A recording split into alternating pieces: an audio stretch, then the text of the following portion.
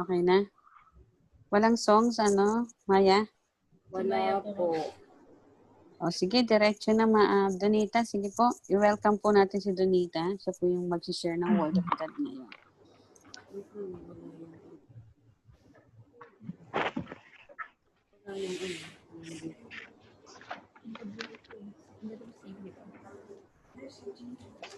Kasama si Gina. Opo, Gina. Kasama si Gina. Naka-bluetooth siya kanina. Wait lang. Wait lang. Gina, dito si Julie. I-message ko si Message ko si Donita. Si Nonita.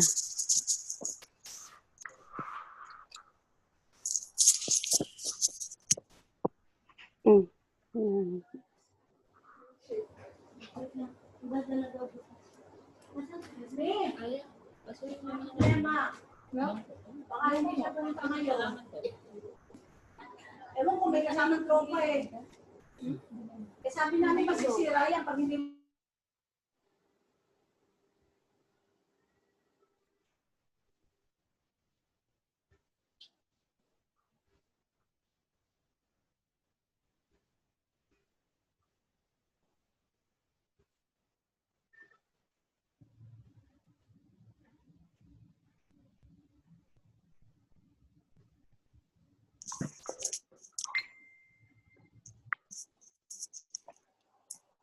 Okay?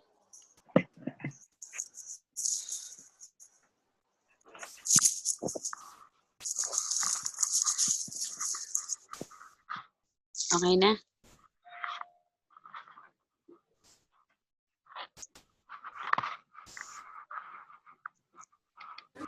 Tatawagan ka ron niya. So, kung hindi siya pupunta, huwag niya i-review.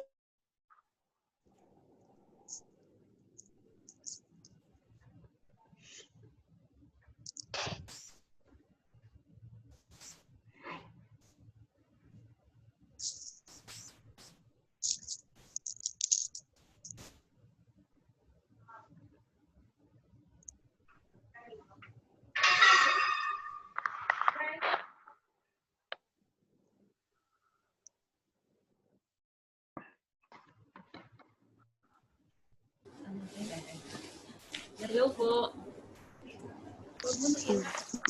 Magandang hapon, Reverend.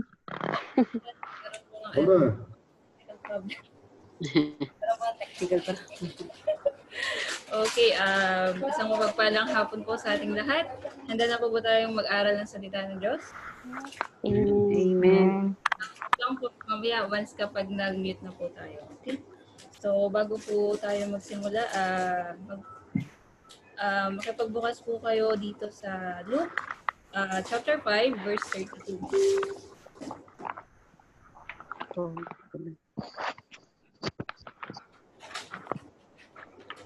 Okay po.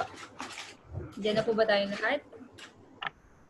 Sa Lucas, Yes, Kapitulo, 5:13. okay. Tagalog na Tagalog. Kabanata. Okay, sabi po dito sa in NIV, I came not to call the righteous, but sinners to repentance. Okay, tayo po lahat ay saglit na manalangin.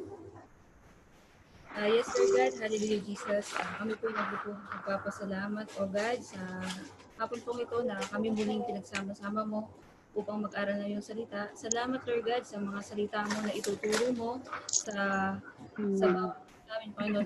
Gabayan mo po kami, Panginoon, at patuloy na magrema ang mga salita mo ito sa aming mga buhay at patuloy na amin po itong maisapamuhay, O God. Lord, salamat, ikaw lang maitaas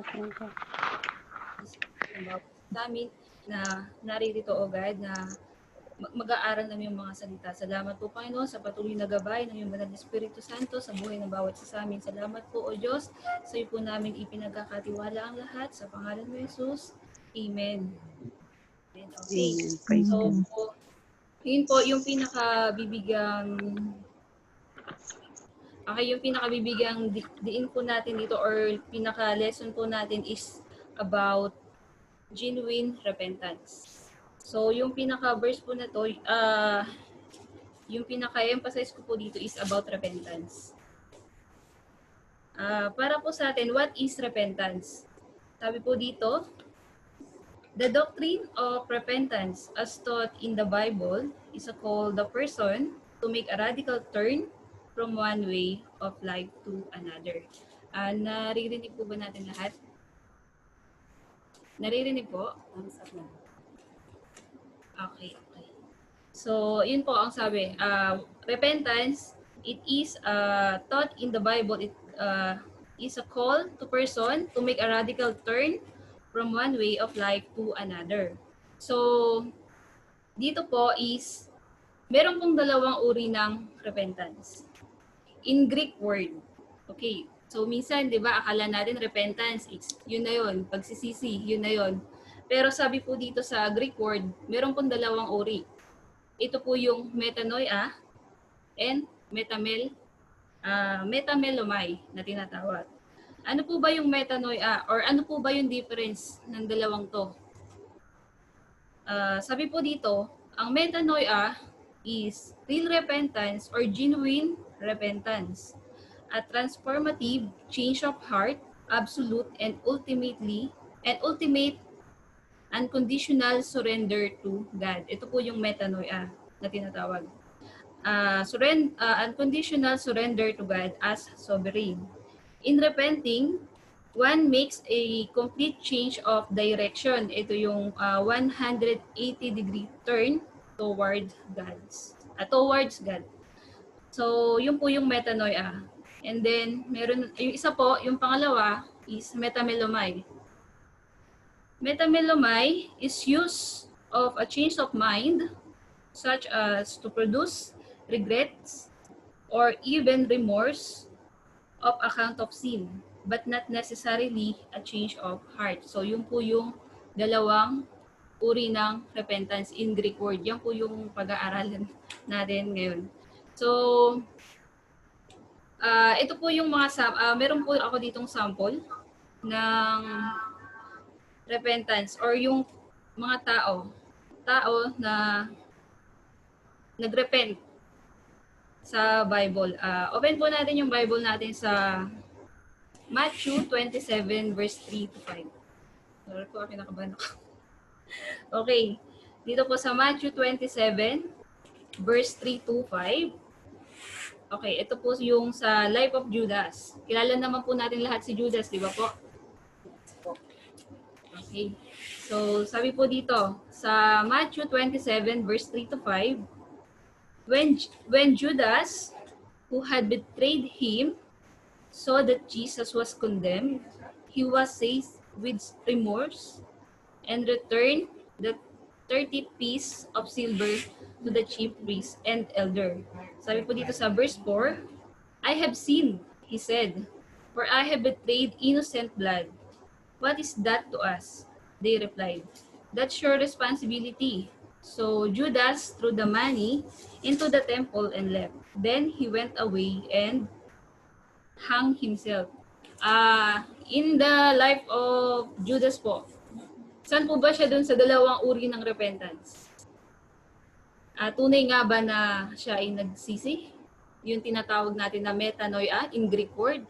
Or dun siya sa metamelomai? Sabi po dito sa verse, dito sa 27 verse 3, sabi po dito, di ba, he was seized with remorse. So it means, hindi siya tunay na nagsisi. Or ito yung natawag na metamelomai. Dahil lang sa out of guilt or parang, anong tawag doon? Sabi nga doon sa metamelomai, such as to produce regret or even remorse. Dahil lang na-guilty siya na kaya isinauli niya yung pera or yung pilak. Yung pilak na kapalit nung pagkakanulo niya kay Jesus. Doon po siya sa metamelomai. And then there is isang sample din po, yung life of David. Di ba po?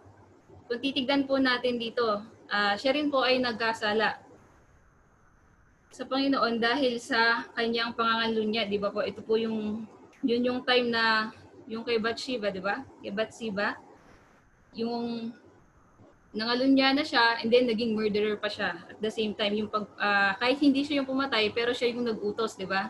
Na iwan yung asawa ni Bathsheba doon sa labanan, siya yung iuna. So naging murderer siya. But still, sabi nga kahit na nagkasala siya, andun pa rin yung pagsisisi niya sa Panginoon sa kasalanang nagawa niya. Tunay na nagsisi siya. Sabi nga po doon sa 2 Samuel chapter 12 verse 13. Sabi niya po dito sa 2 Samuel chapter 12 verse 13. I have sinned against the Lord, sabi niya. Sa mga kasalanan na nagawa niya. But still, sabi nga, di ba, tinawag pa rin siya ng a man after God's own heart despite ng mga kasalanan or pagkakamali na nagawa niya. Kasi andun yung tunay na pagsisisi niya sa Panginoon. Okay, so sabi nga po dito sa pinaka-passage natin, I came not to call the righteous but sinners to repentance. Si Jesus ay naparito sa mundo upang tawagin ang mga taong makasalanan at tumalikod sa ating mga kasalanan at magsisi. Nais niya na ang mga tao ay makakilala sa Kanya at magkaroon ng buhay na walang hanggan sa piling ng Panginoon Diyos. Tulad po natin, simula nung tayo ay pinanganak, di ba po, as a human nature, likas na tayo ay makasalanan. Di ba po, lahat tayo. So, wala ni isang matuwid dahil tayo ay makasalanan. Sabi nga po dito, but since nung nakakilala tayo sa Panginoon Diyos, tinanggap natin siya bilang Diyos at sarili nating tagapagligtas, nandun yung kaligtasan na nagmumula sa Panginoong Hesus. Siya lamang yung nagbigay ng buhay ng walang hanggan sa bawat isa sa atin. Bilang Diyos, He gave His life to save us para sa ating mga kasalanan. And then,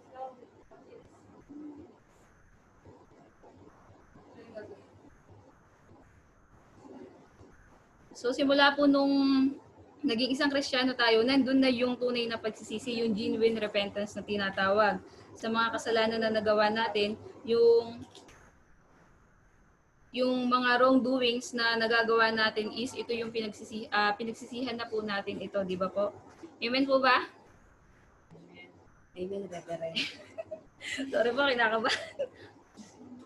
Okay, nais ng Lord na magkaroon tayo ng genuine repentance or metanoia na tinatawag. Sabi nga po sa Greek word, metanoia, yung real repentance. At pagsuko ng mga sarili natin sa Kanya. Dahil siya lamang yung namumuna sa ating mga buhay. Dapat si Jesus lamang yung manguna sa buhay natin. Na kahit gaano pa, di ba po, simula nung isinuko na natin yung buhay natin, marami tayong mga kasalanan na nagagawa. Halos hindi na natin minsan mabilang, di ba? Inaiisip natin yon na halos ayaw na natin balikan. Sabi nga, di ba, ang Diyos hindi siya tumitingin sa dami, sa laki o sa liit ng kasalanan natin, kundi sa tunay na pagsisisi mula sa puso po natin. So, ito yung pagsuko ng mga sarili natin sa Kanya dahil siya yung hinahayan natin na manguna na sa buhay natin. Sabi nga po, and then, sabi nga, mga kapatid, saliksikin natin yung mga sarili natin. Did we truly repent sa Panginoon?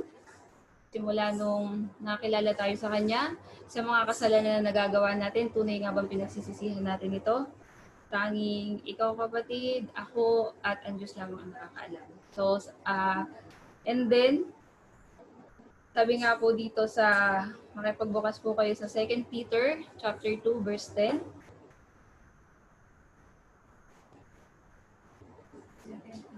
2 Peter chapter 2 verse 10. Sabi po dito, huwag tayong tumulad sa mga taong ganito. Sabi nga po, lalo na ang mga sumusunod sa mahalay na nasa ng katawan at humahamak sa kapangyarihan ng Diyos. Pangahas at mapagmataas ang mga huwad na burong binabanggit ko. Wala silang pakundangan sa mga tagalangit at sa halip ay hinilalapastangan pa nila ang mga ito. Ito yung mga tao na we know that it's wrong but we keep on doing it. Ito yung alam na nga nating mali but patuloy pa rin tayong sa ganong gawain. So hindi ninanais ng Lord na nagpatuloy tayo sa ganon.